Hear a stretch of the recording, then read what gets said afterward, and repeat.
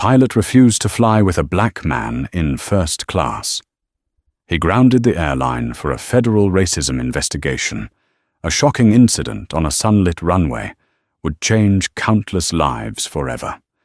When a seasoned pilot refused to operate a Boeing 777 because a black passenger was seated in first class, nobody foresaw the avalanche of chaos that would follow.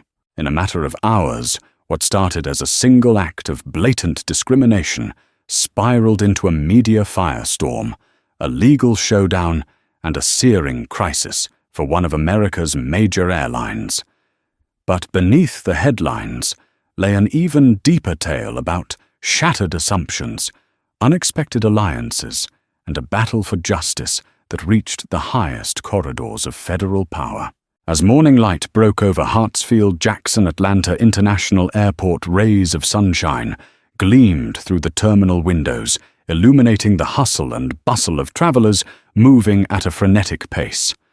Flight crews zigzagged through the crowd, ground staff shouted last-minute boarding calls, and passengers wheeled luggage across the polished floors. Among them was Jamison Taylor, a well-dressed businessman in his mid-30s, carrying a sleek attaché case and wearing a crisp navy blue suit. He navigated the concourse with calm determination. His eyes swept across Gate A21, where he was scheduled to board Global Skies, Flight 724 to Los Angeles. Jamison had flown countless times before, but this trip felt different.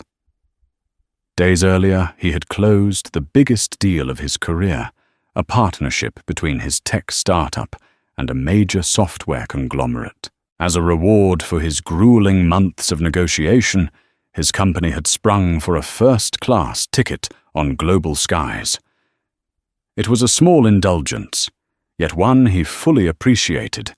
Years of traveling in cramped economy seats had taught him to value every bit of comfort he could find. At the gate, the boarding call for first-class passengers was announced. Jamison and a handful of other travelers stepped forward. The gate agent, an affable older man with silver hair named Richard Green, took Jamison's ticket and passport, double-checked them, then handed them back with a warm smile. "Have a great flight, Mr. Taylor," Richard said. Meeting his eyes, Jamison smiled in return. "Thank you." No indication of trouble registered on anyone's face. The gate area bustled with the typical pre-flight anxiety and excitement, but nothing out of the ordinary. Jamison walked down the jet bridge, unhurried, feeling the subdued thrill of a well-earned first-class journey. Upon entering the aircraft, the flight attendants welcomed him with practiced courtesy. A tall, blonde flight attendant, named Alyssa Monroe, directed him to seat 1A. He settled in, marveling at the plush seat, the extra legroom, and the small compartment meant to store his laptop. The cabin had 8 seats. Each looked like a little slice of private heaven compared to the cramped seats in the rest of the plane. He leaned back, letting out a sigh of contentment. What he did not notice was the shift in energy that occurred the moment the first officer and captain walked through the forward boarding door. Captain Aaron Blackwell, a pilot in his early 50s with a stern-set jaw, had just enough time to glance at Jamison. It was a quick, almost unconscious flick of the eyes, but those who knew Blackwell could recognize a subtle tension forming in his features.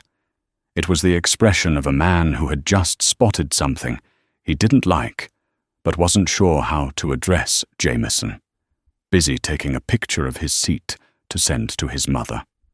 Didn't catch the glare, the flight attendants moved about, offering pre-departure beverages to first-class passengers. Jamison politely declined, thinking he might work a bit before takeoff. Alyssa smiled, welcoming him again. Not long after, a gate agent stepped aboard with a final passenger manifest. The flight attendants coordinated overhead, bin placements, seat checks, and other pre-flight tasks. Like so many times before, everything about the flight seemed routine. But behind the closed cockpit door, the tension was rising.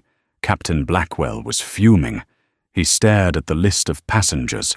All were typical business flyers, Except for one detail that shouldn't have mattered at all, the occupant of Seat 1A was African American, Blackwell's prejudices deeply ingrained and seldom challenged flared.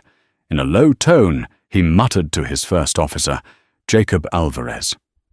"This is unbelievable. I've told them before. I'm not comfortable with disruptions." Jacob glanced over. "What disruptions?" "Captain?" He was younger, less experienced, but he recognized the edge in Blackwell's voice. Captain Blackwell scowled. "Some passengers caused trouble. I don't think we should be mixing up the cabin just for appearances." Jacob blinked, uncertain if he'd heard correctly. "Sir, I don't follow." "He's got a legitimate first-class ticket." "That's normal." Blackwell's response was cold. "He's not the type of passenger I like to see in first class. And if the airline doesn't do something about it, I won't fly." Jacob was stunned. He had never witnessed such blatant prejudice from a commanding pilot, though he'd heard rumors about Blackwell's temperament. He tried to keep his tone professional. "Captain, with all due respect, we have no reason to remove him. He's done nothing wrong." "It's not about right or wrong," Blackwell snarled. "It's about principle. Word traveled fast on an airplane." The flight attendants noticed something was off when Captain Blackwell abruptly left the cockpit and marched up the aisle. He stopped a few feet from Jamison's seat, arms crossed, glaring at him. Jamison looked up and offered a polite smile, assuming maybe the captain was there to greet first-class passengers, or had some question. "Is there a problem?" Captain Jamison asked gently. Blackwell responded with a curt shake of his head and turned around, returning to the flight deck. The exchange was brief, awkward, and deeply unsettling. Jamison sensed something amiss, but dismissed the moment as a random oddity. He put on his noise-cancelling headphones and closed his eyes, trying to relax before takeoff. Minutes later, the cabin filled with the usual announcements about seat belts and the location of emergency exits. First Officer Alvarez's voice came over the intercom, instructing the flight attendants to prepare the cabin for departure. The aircraft began to push back from the gate. Jamison felt the familiar rumble of the engines, the subtle excitement of beginning a journey. But the plane only moved a few yards from the gate before it abruptly stopped. A moment later, the engines began to power down, an unsettling sign that the flight wouldn't be taking off any time soon. Confused murmurs spread through the cabin. Alyssa, the flight attendant, hurried up to the cockpit door, knocked softly, and whispered her question through a small opening. She returned a moment later, a forced smile on her face. "Ladies and gentlemen, we've encountered a slight technical issue and need to return to the gate." "Please remain seated," she announced with professional composure. But any trained eye could tell the hush that followed was unnatural. Flight attendants exchanged perplexed glances. Even the business travelers who were frequent flyers smelled something unusual. A technical issue usually involved more thorough explanations, cross-checking maintenance staff, boarding, or specific references. This was too abrupt, too vague. As the plane was towed back to the gate, Jamison's heart sank. He caught another glimpse of Captain Blackwell passing through the aisle again, shooting him a look of reproach. In that fleeting second, it dawned on him that this was no ordinary delay. Something deeply troubling was unfolding. The seatbelt sign dinged off and passengers began to shift nervously. Some stood up to check overhead bins, anticipating a cancelled flight or a lengthy mechanical fix. Jamison rose, grabbing his phone to call his business partner, but before he could dial, gate agents stepped on board, moving directly toward him. A hush fell over the first-class cabin. One agent cleared his throat. "Mr. Taylor, can you come with us for a moment?" Confusion and dread collided in Jamison's chest. "Is something wrong?" The gate agent hesitated, looking uncertain. "We just need to verify something with your ticket." Jamison's adrenaline spiked. He had never faced such scrutiny for a first-class ticket. As he was led off the plane, other passengers watched in stunned silence. Whispers filled the cabin. The flight attendants looked on, troubled but powerless. Meanwhile, Captain Blackwell stood in the cockpit doorway, arms still crossed, watching the scene, with a quiet, firm satisfaction. Something was terribly wrong, and Jamison Taylor was about to find out exactly how far one man's prejudice could go, and how one fateful decision might unleash a storm no one could contain.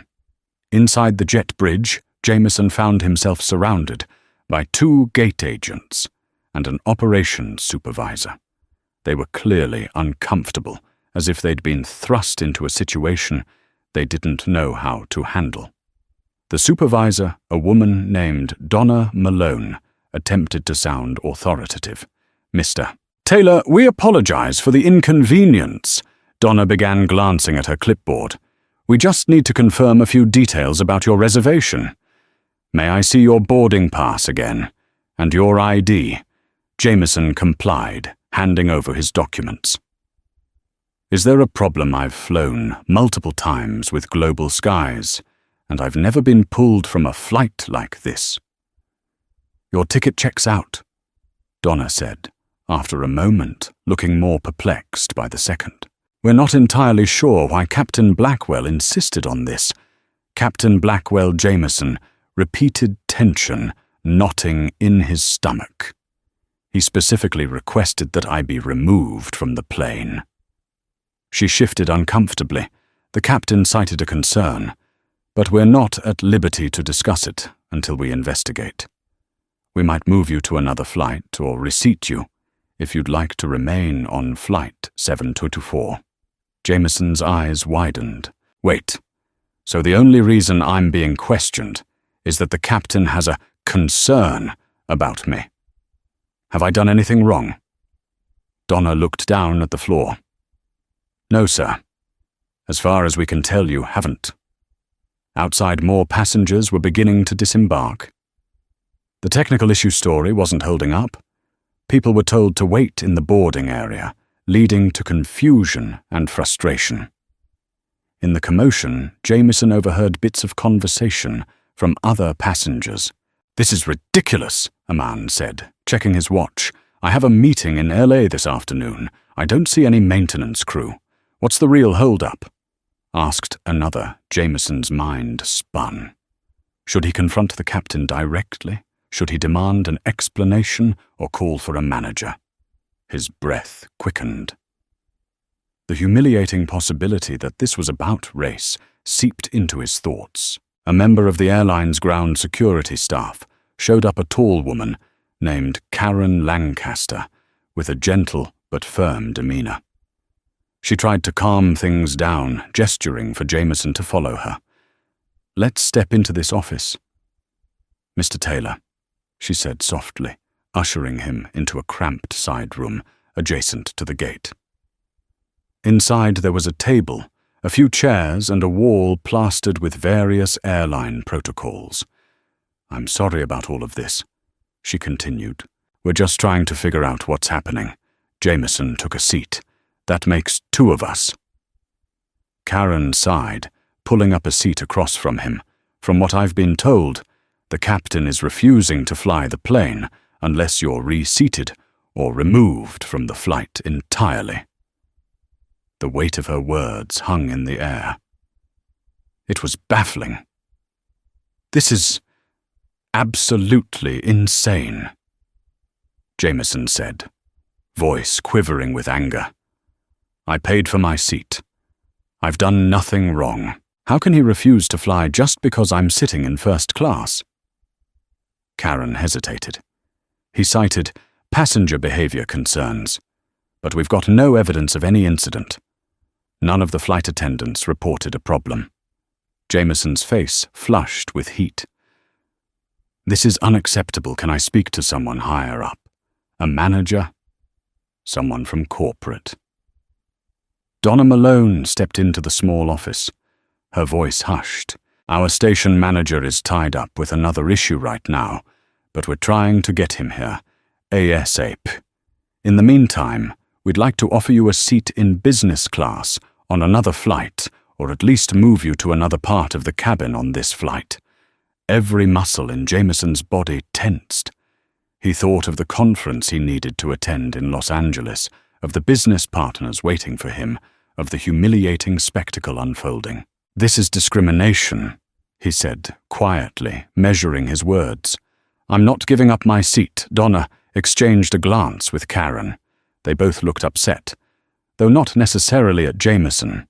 "We understand," Donna said softly. "We're doing everything we can to mediate, but the captain is within his rights to refuse to operate if he claims a safety or security concern." Jamison clenched his fists. He knew about the broad authority pilots held. He also knew it could be abused. "Well, if he's going to pull this stunt, I want it on record that I did nothing to justify his actions." A tense silence followed, broken by the muffled sound of the airport loudspeaker calling for final boarding on unrelated flights. Karen nodded. "We're documenting everything."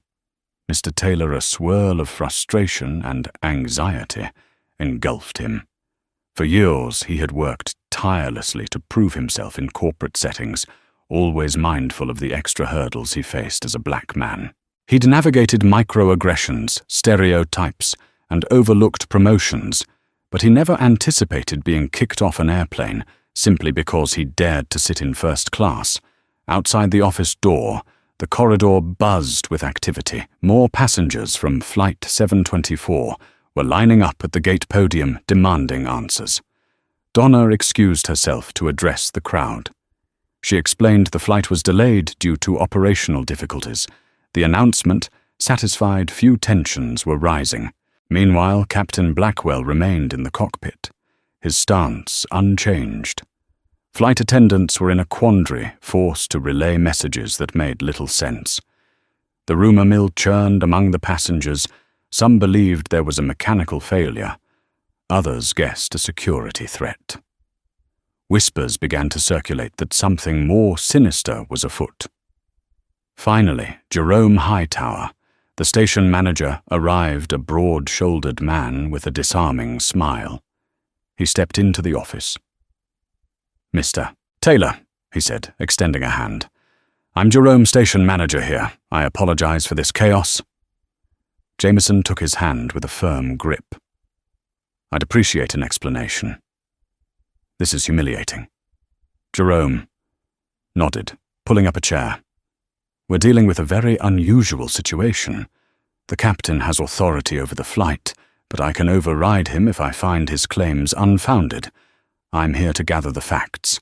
Karen handed him a file of paperwork with details from the flight attendants who had reported no incidents of problematic behavior from Jamison. Jerome scanned it, frowning. "Mr. Taylor." Jerome said, "Did you have any interaction with the captain or crew before boarding?" "None. I just boarded and took my seat like everyone else." Jerome sighed heavily, rubbing the back of his neck. "I need to speak with Captain Blackwell directly. With your permission, I'd also like you to remain here or in the boarding area while I figure this out. If the captain has no evidence of any wrongdoing, I'll do everything in my power to put you back on that plane." Jamison nodded, relief and anger mingling in his chest. "I'll wait." Jerome left the office, and Karen sat beside Jamison, offering a small bottle of water. "I'm really sorry you're going through this." Jamison accepted the water but didn't open it. His mind was too cluttered, adrenaline coursing through his veins. "This is the craziest thing that's ever happened to me." "Do you see this often?" Karen shook her head. "Not like this. Disagreements happen. Sometimes passengers get upset. But it's rare for a captain to single someone out without cause." A cold silence enveloped the room. For Jamison, a swirl of thoughts rose to the surface. How should he handle this? Should he simply walk away, get a ticket on a different airline, and never look back? Or should he stay and fight, ensuring that this injustice was recorded and confronted. After 10 minutes, which felt like an hour, Jerome returned, his face grim. "Captain Blackwell claims you were hostile toward a flight attendant and made threatening remarks about the flight's safety." Jamison's jaw dropped. "That's a lie." Jerome held up his hand. "I just spoke with Alyssa Monroe, the first-class flight attendant. She denies any confrontation. She said you were polite and barely spoke a word. I also spoke to other staff who said they saw nothing of the sort." "Then what's the hold-up?" Jamison demanded. Jerome exhaled. "The captain is sticking to his story, and the airline's protocol states that if a captain deems a passenger a safety risk, ground management must carefully investigate. The flight is delayed indefinitely now. We're looking at possibly swapping to another crew, but that could take hours and it's not guaranteed. If I try to force him to fly against his will, we'll face union issues." Anxiety shifted into outrage. Jamison gripped his attaché case. "So one bigoted man gets to hold an entire plane hostage." Jerome's silence was telling. In that pause, Jamison recognized the unspoken reality. Captain Blackwell's position gave him a degree of unchecked power. The airline, desperate to avoid a messy public confrontation, might be inclined to quietly shuffle Jamison onto another flight and move on. But for Jamison, that would be tantamount to giving in to racism. "I'm not going anywhere," Jamison stated calmly. "I have the right to that seat, and I'm not about to let him get away with this." Jerome seemed torn. "I understand. Let me see what I can do." Outside, frustrated passengers circulated. Some drifted by the glass walls of the side office, glancing at Jamison in curiosity or sympathy. The overhead announcement asked for patience, referencing a flight crew issue. Over the next half hour, airline employees scrambled, trying to calm the growing crowd.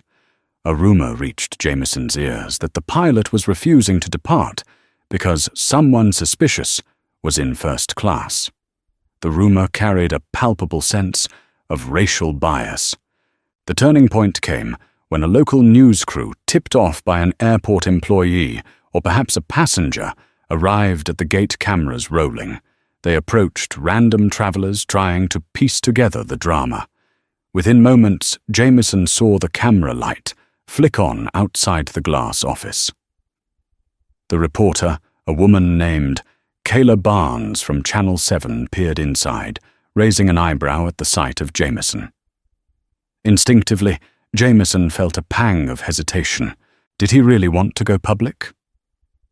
The fear of negative publicity wrestled with his moral obligation to expose the truth. Then he thought about the decades of struggle he and others in his community had faced about the flying while black stories that occasionally went viral. He knew that silence only enabled future injustices. He stood, straightened his suit jacket, and walked out to meet the reporter. "Excuse me," Kayla said, microphone in hand. "Are you the passenger at the center of this situation?" Jamison took a measured breath, aware that his next words carried weight. "I am."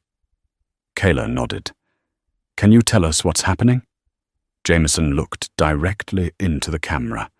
His voice clear. "I was removed from Global Skies Flight 724 in first class. The captain claims I was a threat." "That's a lie. I was polite. I paid for my seat, and I did nothing wrong. I believe this is a case of discrimination, and I won't stand for it." The camera lingered on him. Kayla's expression showed a spark of sympathy. "You're saying the captain is refusing to fly because of you specifically, and you believe it's racially motivated." "That's exactly what I'm saying." Behind him, Jerome appeared, his face betraying concern over the PR nightmare unfolding. Passengers craned their necks to watch the on-camera interview. Some recorded with their phones. The tension at the gate spiked as Kayla turned her mic to Jerome, who quickly deflected. stating there was an internal inquiry ongoing, but the damage was done. Within minutes, footage from Kayla's broadcast reached social media, traveling faster than anyone could control. Hashtags like Yarkor for Global Skies, racism, and I'm course grounded by prejudice began to appear on Twitter and Instagram. The story was out, and it was only going to get bigger. When news of the incident hit social platforms, it went viral. Passengers still stranded at Gate A21 posted videos of the delayed plane, lamenting their missed connections, and tagging Global Skies in tweets, criticizing the airline's apparent discrimination. One passenger's video captured Captain Blackwell walking down the jet bridge with a scowl, refusing to answer questions. Another clip showed Jamison calmly explaining the situation to the gate staff. By the time corporate communications at Global Skies headquarters in Chicago caught wind of the fiasco, the story had already been picked up by at least 5 major news outlets. The airline's phone lines lit up. Emails flooded the press department. A team of PR executives, led by a sharp-minded director named Annabelle Nguyen, scrambled to craft a response. Their first statement read, "We are aware of an incident involving a passenger on Flight 724 from Atlanta to Los Angeles. The flight crew identified a safety concern, and we are investigating all claims. Global Skies remains committed to ensuring the comfort and safety of all passengers." It was a boilerplate message, vague and non-committal, but it did little to quell the growing outrage. Social media users demanded a more transparent explanation, fueling a wave of negative comments and calls for a boycott. Back in Atlanta, the tension was reaching a breaking point. Jerome paced near the gate podium, phone pressed to his ear, giving updates to corporate Donna Malone and Karen Lancaster, tried to manage the frustrated passengers, many of whom now blamed the airline for the fiasco. Some approached Jamison to express solidarity, offering words of support. "I'm so sorry you're going through this," said a middle-aged woman named Samantha Ortiz on her way to visit her son in LA. "I saw how that pilot looked at you. This isn't right." Others vented their frustration at the airline, shouting at Donna or the gate agents for information. Meanwhile, Captain Blackwell refused to leave the cockpit, demanding that the airline remove Jamison for safety reasons. The plane sat idle, a glaring symbol of the standoff. Amid the turmoil, a new figure arrived, Ashley Henry, a legal counsel representing Global Skies at the Atlanta airport. She carried a tablet loaded with the airline's regulations and passenger rights. Upon meeting Jamison in the small side office, she offered a professional handshake. "Mr. Taylor, I'm Ashley Henry," she said. "I'm here on behalf of Global Skies to sort this out." Jamison raised his eyebrows. "Is that so? Because from where I stand, the airline seems more interested in protecting Captain Blackwell than addressing his discrimination."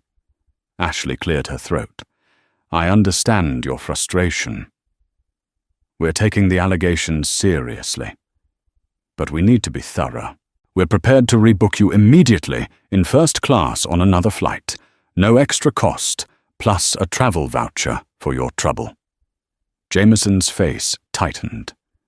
"You think you can pay me off with a travel voucher? I don't want a band-aid fix. What about holding the captain accountable?"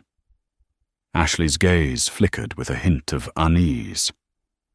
"All complaints against crew members go through an internal review process. He'll be questioned, and if found at fault, the airline will take appropriate action." Jamison's fists clenched. "I want a public admission that this was racist.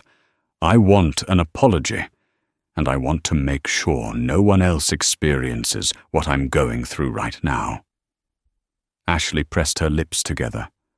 "I'm not in a position to make statements on behalf of the entire corporation, but I can assure you we are reviewing everything."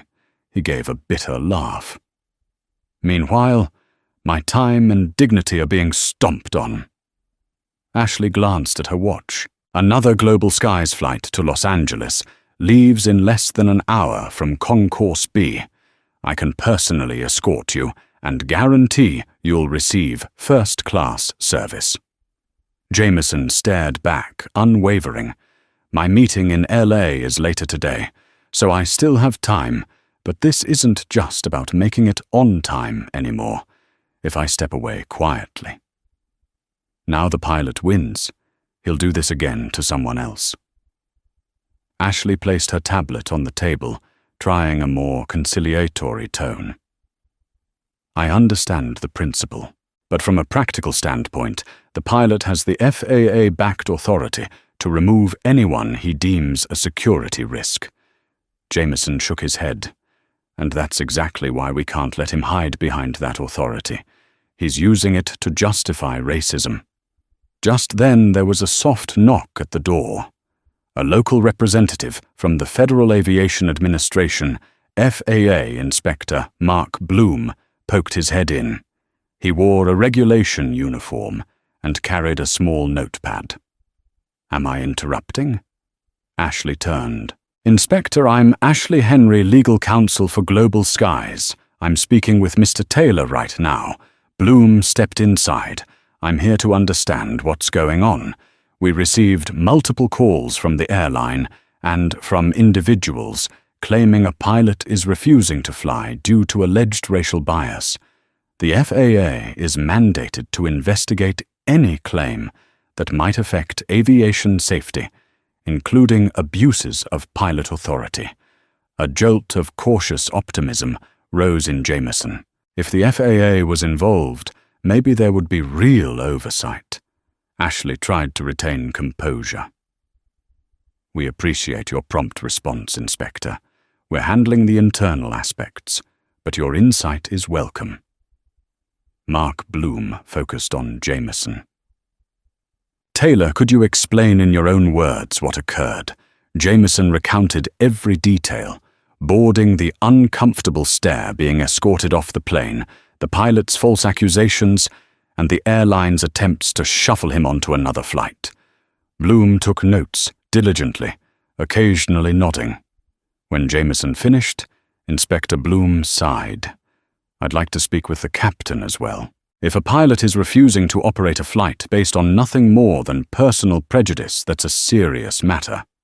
The FAA expects all flight crews to handle authority responsibly. There could be repercussions if we find misconduct, Ashley interjected. We also want a fair process. The captain asserts that Mr. Taylor made threatening remarks, so we'll need statements from the cabin crew as well. Bloom nodded. We're gathering that. Meanwhile, the airline has cancelled Flight 724. We have hundreds of stranded passengers. This situation has escalated quickly. Cancelled, Jamison's shoulders sagged. He thought about the other people, affected men and women who just wanted to get to L.A. The weight of guilt pressed on him, though logically he knew the blame lay with Blackwell. Let me talk to the flight attendants, Bloom said, and the gate agents. Then I'll request a formal interview with Captain Blackwell. Ashley checked her phone. We've got an entire communications storm brewing. The earlier this is resolved, the better for everyone. Jamison locked eyes with Inspector Bloom. I just want the truth exposed. I'm not out for money or a vendetta, but this can't go unchallenged. Bloom gave him a measured look. Understood. Let's see what the evidence shows. The FAA inspector stepped out, leaving Jamison and Ashley alone again. She typed something on her tablet, presumably drafting an official statement. The hallway echoed with the drone of irritated passengers, the bustle of staff, and the occasional beep from the overhead announcements. In that pressurized moment, Jamison's phone buzzed. It was a text from his best friend, Chris Sanders, who had seen the viral video. Chris bro, are you okay? This is blowing up online. Everyone's talking about it. If you need any support, I got you. Jamison felt a wave of gratitude. He typed back quickly, telling Chris he was holding up that the FAA was now involved. The phone buzzed again, with messages from colleagues and acquaintances, all outraged, offering solidarity or advice. The minutes crawled by Ashley, made a few phone calls. Stepping into the corridor for more privacy, Jamison heard snippets. "We're doing everything we can. The pilot is stonewalling. The media coverage is intensifying. Yes, the FAA is here." Suddenly, a commotion erupted near the gate. Loud voices and argument. Jamison rushed out of the office to see Captain Blackwell, face red, towering over Inspector Bloom. The pilot's arms flailed as he insisted on the threatening behavior from Jamison. Bloom's expression was calm but firm, letting the pilot rant nearby. A cluster of bystanders, including some off-duty airport staff, watched with shock. "You people are ignoring protocol," Blackwell shouted. "That man was aggressive, and I have the right to protect my plane." Bloom responded evenly. "We have statements from your flight attendants contradicting your claim." "Sir, if you can't produce specific evidence," Blackwell cut him off. "You think a pilot with over 20 years of experience would lie? This is a witch hunt. I'm the one being discriminated against because I'm standing up for safety." A hush fell, the tension thick enough to be cut with a knife. Bloom kept his professional composure. "Captain, I'd advise you to calm down. We'll handle this systematically." In that heated moment, it was as if the entire terminal paused, collectively holding its breath. Blackwell glared at Jamison, who had joined the onlookers at a short distance. The pilot's nostrils flared. "This is outrageous," he muttered, then stormed off toward a restricted corridor, presumably to the airline's crew lounge. The crowd began murmuring again. Some filmed the scene on their phones, likely uploading more content to social media. Inspector Bloom turned to Jamison and gave him a subtle nod as if to say, "I see what's going on here." The tension, once simmering, was boiling over. Within the hour, Flight 724 was officially cancelled. Passengers fumed. Global Skies offered meal vouchers and hotel accommodations for those who needed them. But the damage was done. All the while, the video of Blackwell's outburst began circulating online, fueling the narrative that this was no minor misunderstanding, but a blatant act of racial bias. By the next morning, headlines about the fiasco at Hartsfield-Jackson filled news feeds. Pilot grounds, flight over alleged racism. Airline launches investigation. FAA probes, Global Skies. Incident did. Captain abuse authority. Traveler claims discrimination. He didn't want me in first class. Jamison woke up in a hotel room near the airport, courtesy of the airline's travel voucher. Though exhausted, he felt a strange resolve. He scrolled through social media, reading messages of support, as well as the inevitable trollish remarks. One tweet in particular from a famous civil rights lawyer caught his eye. "If allegations are true, we're witnessing a deeply troubling abuse of power. The aviation industry must hold bigots accountable."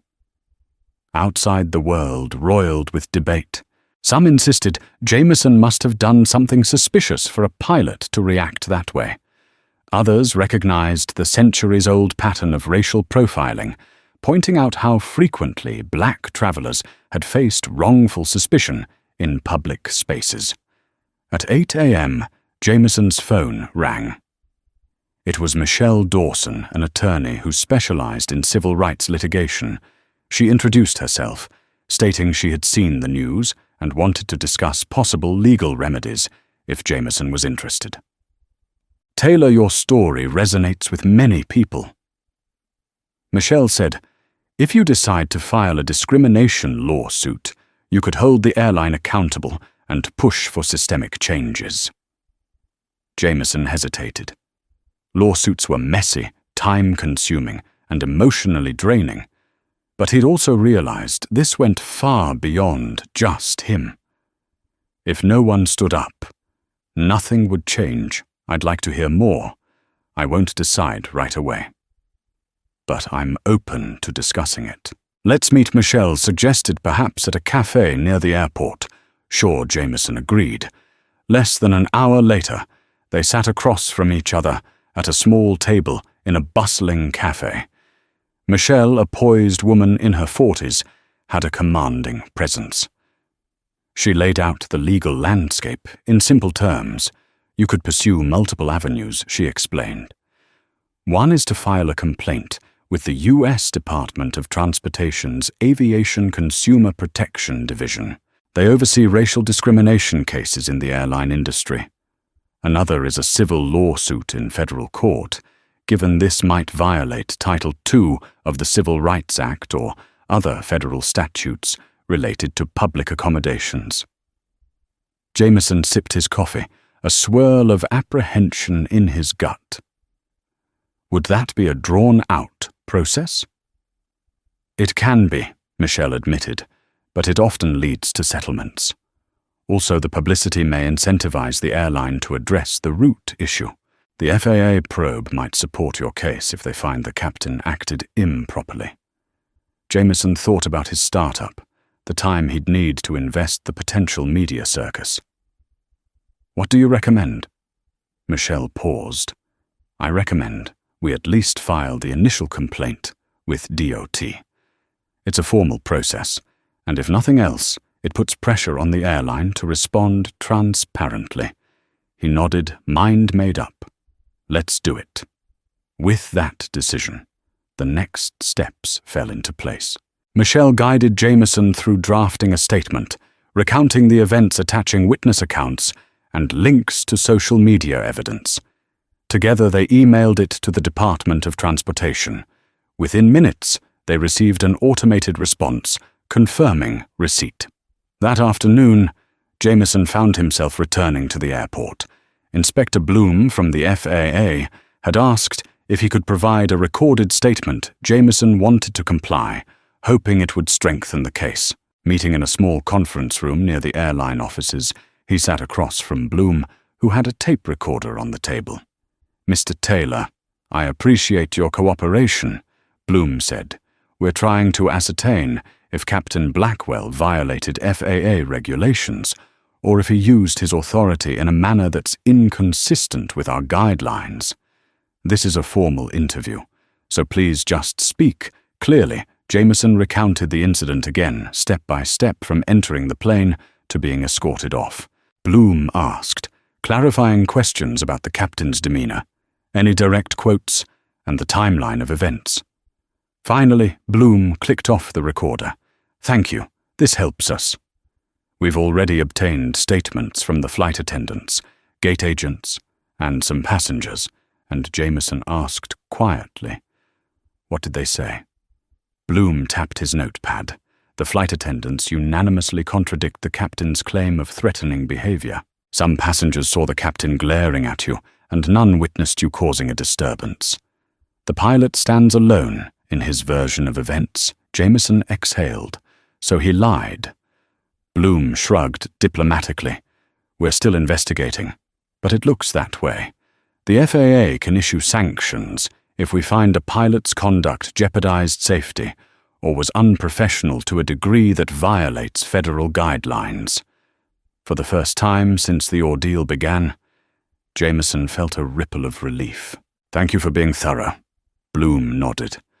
We'll stay in touch. And for what it's worth, I'm sorry you've had to go through this. Jamison stepped out of the conference room, a mixture of validation and lingering anger in his heart. Outside the terminal thronged with passengers going about their day, oblivious to the saga that had consumed his life for the past 24 hours. He checked his phone. The media frenzy hadn't died down. If anything, it was intensifying. Multiple high-profile figures, including politicians and prominent activists, had chimed in on social media, calling for the airline to remove Captain Blackwell. Enough is enough, one comment read. We can't have bigots operating commercial flights. Inside the sleek, high-rise housing Global Skies corporate headquarters in Chicago, a tense meeting of top executives was underway. CEO Marilyn Foster led the discussion. Present were legal counsel, the head of HR, the chief pilot, and Annabelle Nguyen from PR. The walls were adorned with the airline's logo, ironically touting a mission statement about providing top-tier hospitality and inclusions. Annabelle. How bad is it? Marilyn asked, leaning forward at the long conference table. Bad, Annabelle replied grimly. We're trending for all the wrong reasons. Stock is taking a hit, down 4%. Since this morning, hashtags calling for a boycott. Prominent civil rights groups are planning a protest at several airports next week. Marilyn rubbed her temples. And the FAA investigation. The chief pilot, Anthony Reeves, cleared his throat. They're looking into whether Captain Blackwell misused his authority. If they conclude he acted improperly, it could lead to suspension or revocation of his license. That alone is massive liability for us. The legal counsel, Peter Winslow, added, Sir. Taylor's attorney filed a complaint with the DOT. We could face a federal discrimination lawsuit as well. We need to decide how to respond. Marilyn's eyes flashed with frustration. Blackwell has been with us for over a decade. I knew he had some old-fashioned attitudes, but I had no idea it ran this deep. Silence hung in the room as the executives weighed their options. Finally, Marilyn spoke again, her voice laced with exasperation. We may have no choice but to suspend him, possibly terminate. That would at least show we're taking action. Peter folded his arms. Then he might sue us for wrongful termination, claiming he acted on a genuine security concern. He has strong union representation. This could get messy. Marilyn's jaw tightened. Everything about this is messy, but we have to do the right thing. Let's start with a suspension, pending the FAA and internal investigation. That's standard procedure. They discussed the precariousness of the airline's position. Terminating the pilot too hastily could open them up to one lawsuit, while retaining him would likely inflame public outrage and invite more lawsuits. Meanwhile, employees were demanding clarity, anxious that the scandal tarnished their workplace reputation. Annabelle spoke up. Whatever we do, we need to release a strong statement. A real one, not just platitudes. We should apologize directly to Mr. Taylor and the passengers. Marilyn nodded. Draft something comprehensive. We'll finalize it by tomorrow morning. Meanwhile, far from Chicago, Jamison had finally caught a flight to Los Angeles on a different airline, ironically late the previous evening. Exhausted yet resolute, he arrived at his hotel and connected with colleagues. He delivered his presentation at the tech conference, though his mind still buzzed with the events of the past 2 days. At the conference's networking event, people approached Jamison, recognizing him from the viral clips. Some offered words of encouragement. Others asked for an autograph or a selfie, unbelievably turning him into a reluctant celebrity. Throughout the evening, a sense of surrealness clung to him. A week ago, he was just an ambitious entrepreneur. Now he had inadvertently become a public figure in a civil rights storm. Later in his hotel room, Michelle Dawson called with an update. Global Skies just announced they've suspended Captain Blackwell pending investigations. Jamison sank into a chair, relief mingling with lingering anger. That's a start. And they're offering an official apology, though it's carefully worded. Michelle continued. They want to set up a meeting with you to discuss a settlement. Jamison almost laughed in exasperation. Settlement. After all this, I don't just want hush money. I want structural change. Training policies that prevent this from happening again. Accountability measures. Michelle's tone was firm. We can push for that. Leverage is on our side right now. Public opinion is overwhelmingly in your favor." He nodded, thinking of the bigger picture. "I'm not naive. I know the airline will want this to go away, but they need to address the root problem. I'll schedule a conversation with their legal team." Michelle said, "We'll see what they're willing to commit to."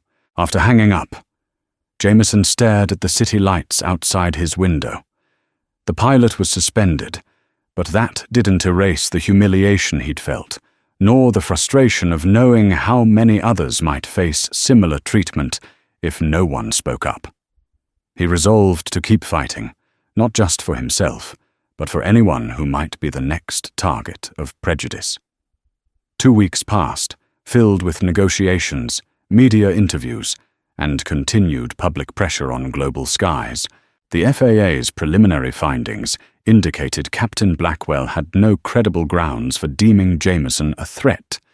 In fact, the report noted that Blackwell's actions were inconsistent with standard protocols and showed a pattern of personal bias. When the document leaked to a prominent news site, the public outcry soared again, under immense pressure.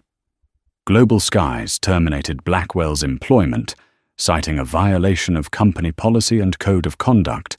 The pilots' union initially threatened to strike, claiming the airline failed to follow due process, but the union's leadership quickly backed off when they saw the damning FAA evidence. No one wanted to defend an obviously biased pilot and damage the union's own reputation. Blackwell, however, was not one to go quietly. On a Monday morning, he appeared on a conservative talk show, ranting about reverse racism and agenda-driven conspiracies. He claimed Jamison was part of a plot to ruin his career, but this only made matters worse. Social media dissected his statements, highlighting every contradictory or offensive remark. Sponsors of the TV show faced backlash, and the host hastily distanced himself from Blackwell. For Jamison, the weeks were a whirlwind. He filed an official Title VI complaint, received a call from the Civil Rights Division of the Department of Justice expressing interest in the case, and sat in multiple meetings with Global Skies representatives. Finally, the airline offered a settlement that included a public apology, monetary damages, and the establishment of a diversity and inclusion task force. Jamison insisted the airline commit to training employees to recognize and avoid racial profiling, as well as setting up a grievance system for passengers. After some push and pull, they agreed. On a crisp morning, a formal press conference was held in Atlanta. A podium was set up in front of a backdrop with the Global Skies logo. CEO Marilyn Foster stepped up to the microphone, offering a carefully prepared apology. "At Global Skies, we failed, Mr. Jamison Taylor and the passengers of Flight 724. She began, her voice echoing through the room. "We recognize that discrimination in any form is unacceptable. Our internal investigation revealed that Captain Aaron Blackwell acted out of personal bias. He was swiftly terminated. We extend our deepest apologies to Mr. Taylor for the distress and humiliation he endured." Jamison stood off to the side, flanked by Michelle Dawson. Cameras flashed, capturing his composed but serious expression. Once Marilyn finished, she invited Jamison to speak. He stepped to the podium, heart pounding, scanning the sea of journalists and cameras. "I appreciate Global Skies for taking this step," he said. "But let's not forget, this case is about more than just me. It's about ensuring that no pilot or airline staff can weaponize their authority based on prejudice. I'm glad we've come to an agreement that includes better training and accountability. I hope this sets a precedent across the airline industry." Thunderous clicks of camera shutters filled the air, along with the rustle of reporters taking notes. In that moment, Jamison felt a sense of justice, tempered by the knowledge that the fight against racism was far from over. Still, this victory stood as a beacon for those who'd been marginalized. Weeks later, the FAA's final report landed, recommending that Captain Blackwell's pilot license be suspended for no less than a year due to gross misuse of authority and endangerment of flight operations by creating an unnecessary delay. This effectively grounded him. The Department of Transportation endorsed the finding, and Blackwell's hopes of returning to commercial aviation were dashed karma. It seemed had come for Blackwell hard. His inability to accept a black man in first class cost him his career and reputation. The airline faced financial losses, lawsuits and brand damage, all stemming from one man's bigotry. Yet from the debris of that turmoil arose a call for reform. Global skies, now under microscopic scrutiny, pledged to improve. It set a new industry standard by working with civil rights groups, the FAA and the DOT, to develop policies designed to root out bias in flight operations. For Jamison, life would never be quite the same. He emerged from the ordeal more resolute, more vocal. His business thrived, bolstered by the networking opportunities that came from his unexpected notoriety. Invitations poured in to speak on panels about racial justice, corporate accountability, and the need for inclusive practices.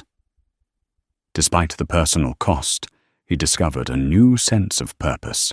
And so the story that began with a single seat in first class ended with a federal investigation and a cascade of changes that shook one of the largest airlines in the world.